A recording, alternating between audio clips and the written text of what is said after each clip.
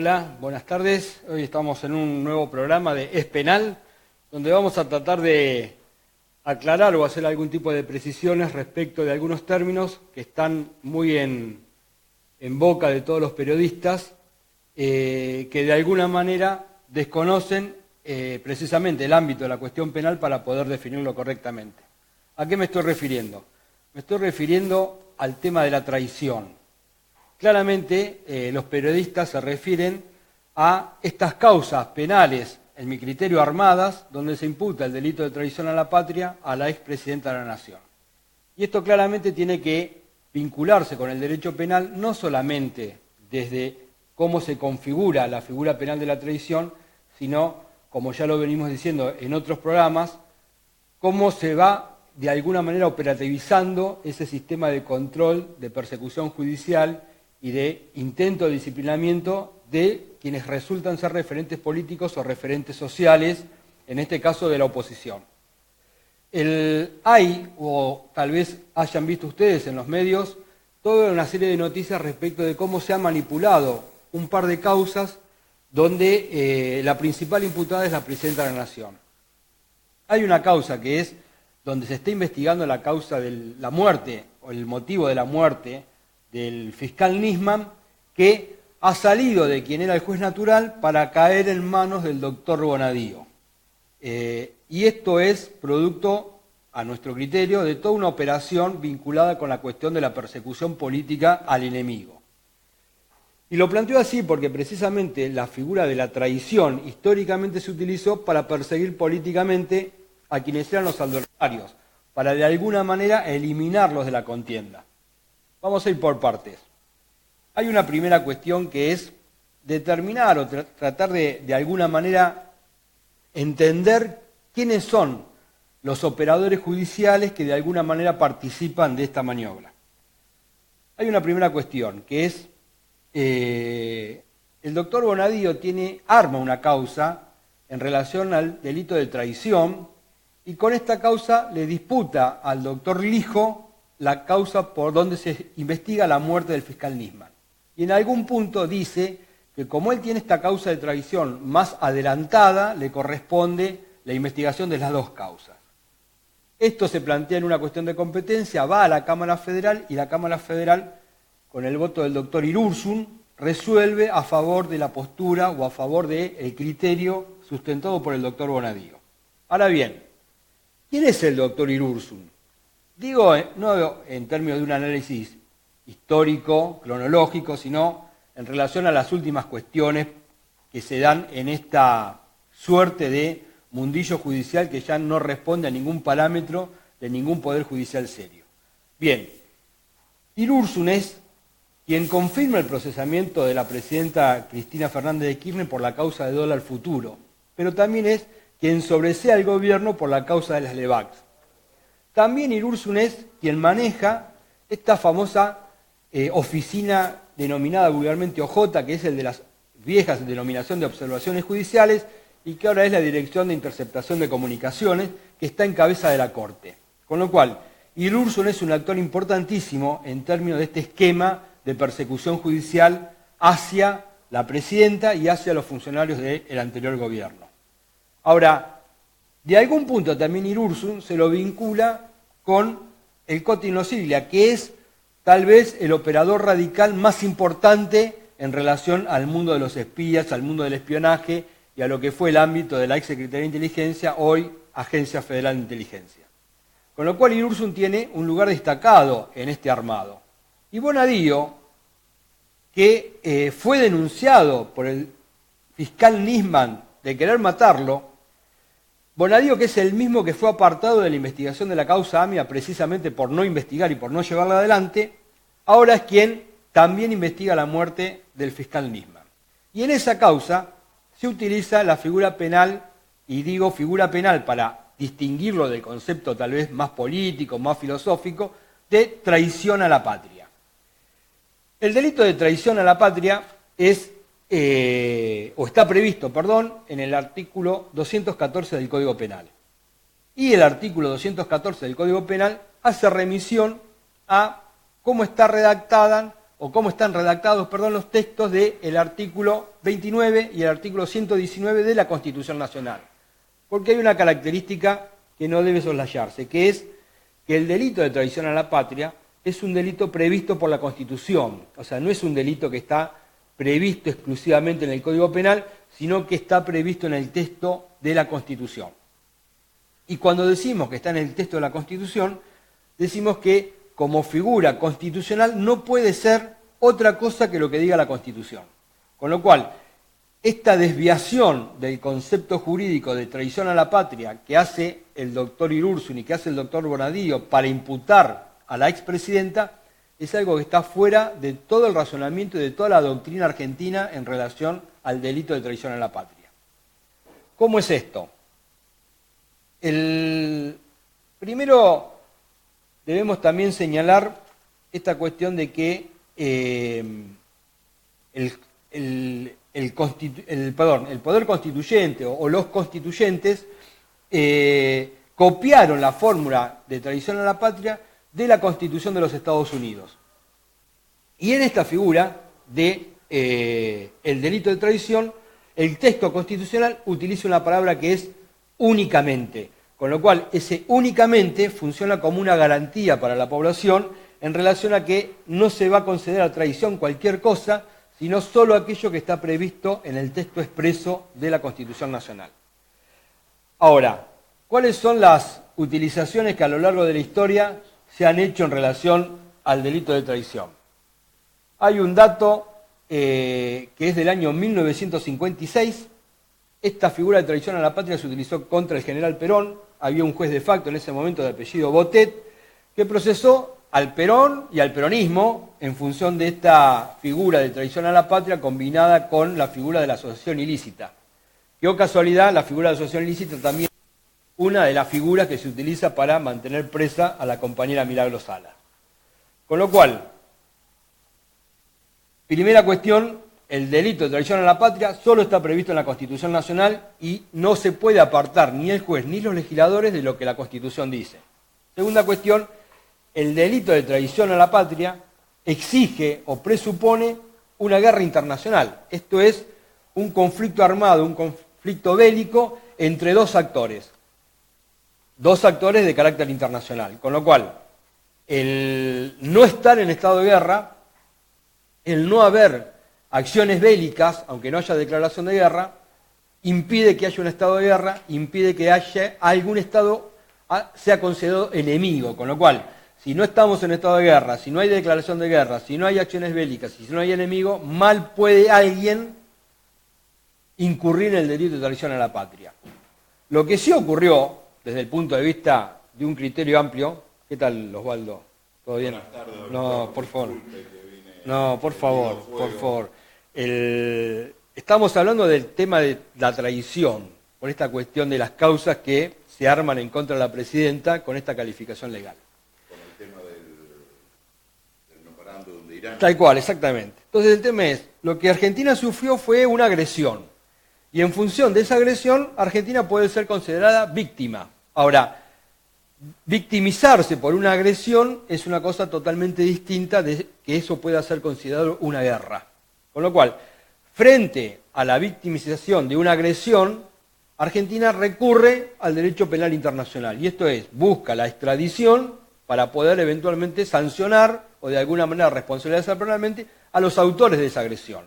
Pero en ningún momento la Argentina declaró la guerra contra Irán, ni estuvo en guerra contra Irán, ni hubo acciones bélicas contra Irán, y en ningún momento las Fuerzas Armadas Argentinas tuvieron una hipótesis de conflicto con Irán. Con lo cual, descartado este tema de la cuestión bélica, tenemos que descartar la figura constitucional del delito de traición. La elección del oponente, digamos, de Irán no es comprobada y es una versión dada por la Embajada de Israel y por la CIA. Sí, ahí hay toda una explicación, ¿no? Geopolítica también. Hay un montón de exactamente que nunca se investigaron y bajaron la consigna que el enemigo es Irán. Tal cual, exactamente. Y me tomo de esta palabra que decís vos, que la embajada de alguna manera estableció que el enemigo era Irán, porque precisamente el enemigo es sustancial en términos del delito de traición a la patria. Acá no hay enemigo, con lo cual difícilmente puede haber un delito de traición a la patria. No hay guerra, con lo cual tampoco puede haber traición a la patria, con lo cual ni se tomaron las armas contra la patria, ni se colaboró con los enemigos, ni se les dio auxilio. Con lo cual, el utilizar la figura de la traición a la patria, que es un despropósito desde el tema de vista jurídico, es un exceso también desde lo político. Hay un constitucionalista histórico que no puede ser acusado de peronista, ni de kirchnerista, ni nada, que es Joaquín B. González, que decía que precisamente como está regulado en la Constitución, que dice únicamente, es para que esto es la definición del concepto del delito de traición, no esté al arbitrio ni del legislador ni de los jueces. ¿Por qué? Porque cuando se coloca la palabra únicamente en el texto de la Constitución, los constituyentes estaban pensando el tema de los fusilamientos fratricidas de los siglos anteriores. Entonces, para evitar eso, se pone esta palabra únicamente, con lo cual esa forma que tiene la Constitución de tipificar el delito de traición es una garantía de que no pueda ser utilizada la traición para castigar al enemigo político o al adversario político. Yo le decía hoy, hay un antecedente del año 56 que es este juez de facto de la Revolución Libertadora que lo procesa a Perón y al peronismo por el delito de traición a la patria, Botet. Pero hay otro caso histórico donde, no hay muchos casos, no hay casos en que se haya aplicado la figura de traición y teniendo un criterio amplio de la figura de traición, uno ve el antecedente de Perón y el otro antecedente de Dorrego. O sea, con lo cual la historia nos está dando de que es muy difícil utilizar el término traición a la patria o el delito penal de traición a la patria precisamente para perseguir a los enemigos políticos, que es precisamente lo que el constituyente quiso garantizar de que no vuelva a ocurrir. Vuelvo, incluso antes, porque el concepto de traición y de traición a la patria viene siendo manipulado desde la Roma imperial. O sea, desde el principio de los siglos se utiliza esta palabra de traición a la patria. Algunos hacen alguna disquisición entre si el artículo 29 de la Constitución es traición a la patria y el artículo 119 es traición a la nación. Es lo mismo, digo, son distintos tipos de delitos, pero se refieren a lo mismo. Con lo cual,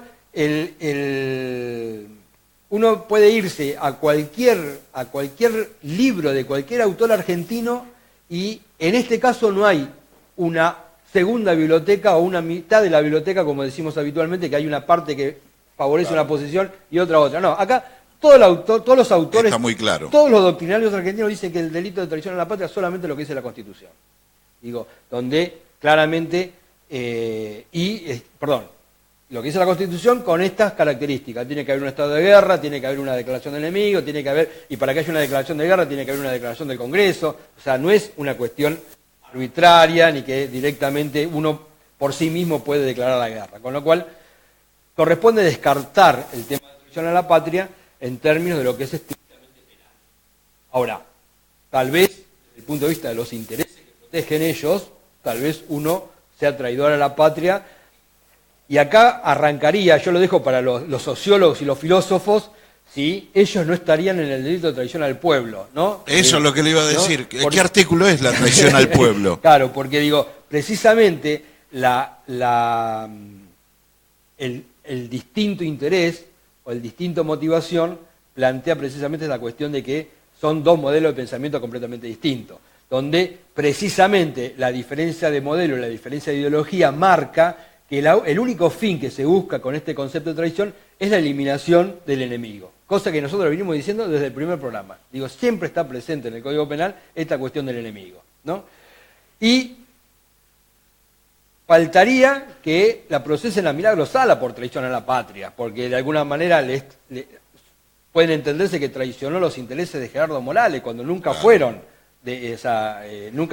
aliados, por decirlo de alguna manera. La República de Morales. La República de Morales. Con lo cual, el entender que puede haber un delito de traición a la patria en función de lo que resuelven los jueces o en función de lo que resuelve el periodismo es una degradación social en términos de que se abre la puerta para que la persecución política no tenga límites, ¿no? Se abre la puerta para que la persecución política no tenga reparos en ir contra nadie.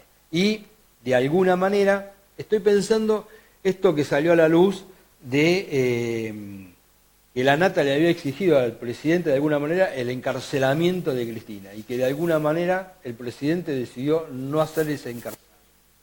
Con lo cual, esta figura del enemigo, de la traición, simplemente es una manipulación política para lo que nosotros decimos siempre, el disciplinamiento, la anulación y de alguna manera sacarlo de la cancha a la persona que resulta la amenaza más importante en términos de la vigencia de este modelo neoliberal, ¿no? Con lo cual, el desaguisado de tribunales o que se produce en tribunales para de alguna manera llevar adelante contra la fuerza de toda la doctrina una causa de esta naturaleza, entiendo que en algún momento tendrán que rendir cuenta porque esto es impensable. La otra cuestión que teníamos para hablar o que de alguna manera quería hablar era esta cuestión de actualizar de alguna manera la información respecto de Milagros Salas. Digo, ¿por qué? Porque hoy hubo una audiencia en la Cámara de Casación Federal respecto de esta primera condena que recibió Milagros Salas en relación a ese famoso escrache que se hizo contra Gerardo Morales, la famosa, el que se le arrojaron los huevos, donde a ella le imputan una especie de autor intelectual con testigos que son, se demostró que habían mentido claramente. Y que en la Corte de la Nación están las causas donde se está discutiendo el tema de la legalidad de la detención en función de los fueros parlamentarios por el tema de ser diputada parlamentaria del Parlasur y por el tema de las condiciones de arbitrariedad en que se decidieron esas detenciones. Con lo cual entiendo que tal vez la semana que viene haya decisiones o haya novedades importantes en relación a la situación de la compañera Milagros Salas. Y otra cuestión que, por marcar de alguna manera la agenda de estos días... La verdad que no sé si me piden que terminó el programa o que vamos a tanda. No sé, ¿qué es? ¿Que terminamos? ¿Falta de que terminar? Bueno.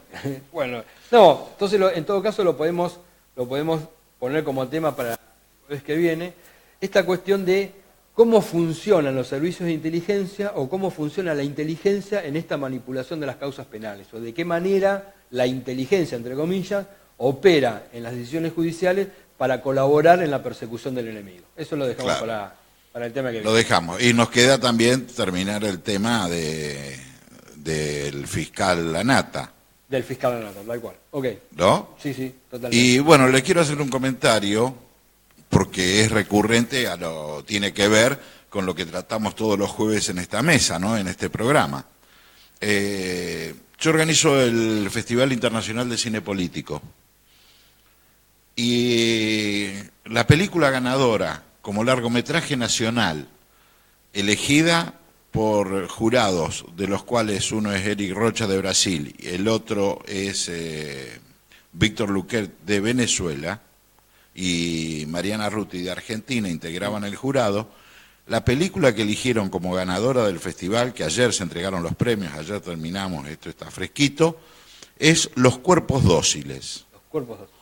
¿Y esta película de qué trata?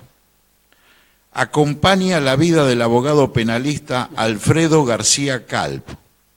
Junto a él atraviesa el proceso que lleva a dos jóvenes marginales a enfrentarse al aparato judicial argentino. Como este opera en la aplicación de la pena y las consecuencias que tendrá sobre ellos y su entorno familiar. Habrá que verla entonces. La recomiendo fervientemente, Los Cuerpos Dóciles, que es un tema que el doctor ha traído todos los jueves, que es a quién se mete preso, a quién se lo condena y a quién le vulneran todos los derechos. Hay unas partes de la película donde el abogado le pregunta, ¿con qué te agarraron? ¿Qué tenías encima? ¿Con qué te acusan? Nada, no tenía nada, no tenían nada. La famosa selectividad del sistema penal. Claro, negro, con gorrita, pobre. Tal cual. Barrio marginal, tal cual. Sin ocupación fija. Nada, un dato nada más, que el otro día hacíamos una aclaración, porque digo, no es solamente con los propios, es también con los extranjeros.